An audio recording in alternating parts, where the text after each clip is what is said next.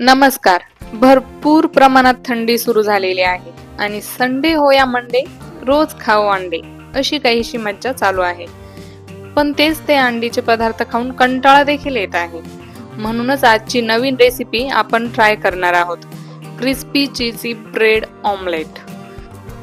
अतिशय झटपट होते आणि तितकीच झटपट फिनिश पण होते. मी ललिता आपल्या सर्वांचं स्वागत करते कुकिंग विथ ललिता नंदाळे या खानदेशी कुकिंग चॅनल मध्ये. क्रिस्पी चीजी ब्रेड ऑमलेट बनवण्यासाठी पावाचा वरचा भाग कट करून घ्यायचा आहे. तुम्ही हवं तर ब्रेडचा पण वापर करू शकतात. पाव व्यवस्थित अर्ध्या भागातून कट करायचा. आपल्याला पावाचा खालचा भाग वापरायचा आहे. तुम्ही हवं तर गोल किंवा चौकोनी आकारात पण पाव कट करून घेऊ शकतात.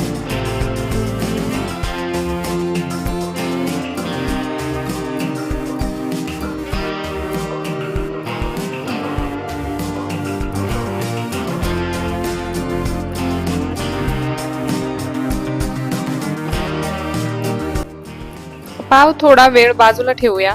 आता ऑमलेट बनवण्यासाठी आवश्यकतेनुसार अंडी फोडून घ्यायचे आहेत. मी 3 अंडी फोडून घेतलेली आहेत. ऑमलेट मध्ये कांदा किंवा इतर व्हेजेस आवडत असणार तर टाकून घ्यायच्या. माझ्या आहोंना सिंपल ऑमलेट आवडते म्हणून मी काहीच ऍड केलेले नाही. अंडी फेटून घ्यायचे आहेत म्हणजे व्हाईट आणि येलो एग मिक्स होतील.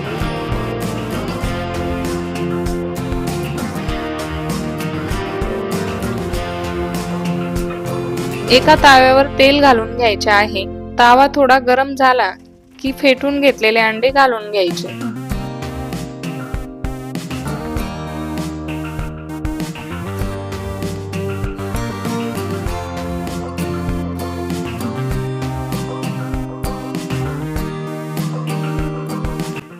आवडीप्रमाणे लाल तिखट आणि मीठ घालून घ्यायचे आहे. ऑमलेट बनवताना तिखट मीठ ऍड केले तर ते व्यवस्थित सगळीकडे लागते. अंडी फेटताना ऍड केले तर ते व्यवस्थित सगळीकडे लागत नाही आणि त्याचे अंड्यात गोळे गोळे बनतात. थोडी बारीक चिरलेली कोथिंबीर घालून घ्यायची आहे. ऑमलेट आलटून पालटून व्यवस्थित शिजवून घ्यायचे.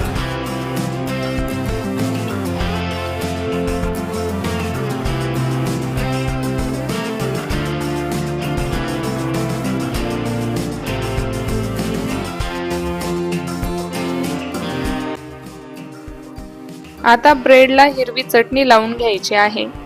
हिरवी चटणी आपण पाणीपुरीसाठी बनवतो तशी बनवलेली आहे. या चटणीने ऑमलेटची चव फार वाढते. आवडीप्रमाणे चटणीचा वापर करायचा आहे. आपण ऑमलेट मध्येही लाल तिखट वापरलेला आहे. पावावर चटणी लावून झाली की चीज बारीक करून पसरवून घ्यायचा आहे. त्यावर बनवलेलं गरमागरम ऑमलेट ठेवायचं आहे आणि पुन्हा ऑमलेटवर चीज टाकून घ्यायचं आहे.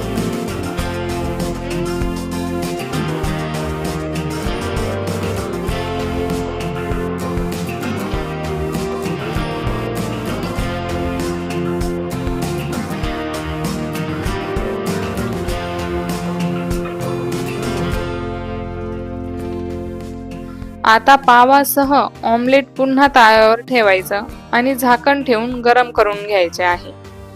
ऑमलेट गरमागरम चीजवर ठेवल्यामुळे चीज लवकर आणि व्यवस्थित मेल्ट होते. पाव खालच्या बाजूने करपला जात नाही. अतिशय क्रिस्पी बनतो. चीज मेल्ट झाल्यावर झाकण काढून कोथिंबीरने गार्निश करून घ्यायचे.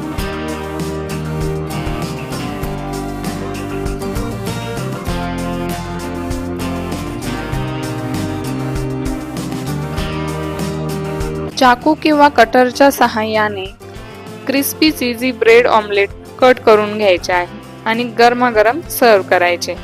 तुम्हाला ही रेसिपी कशी वाटली ते कमेंट करून कळवायला विसरू नका.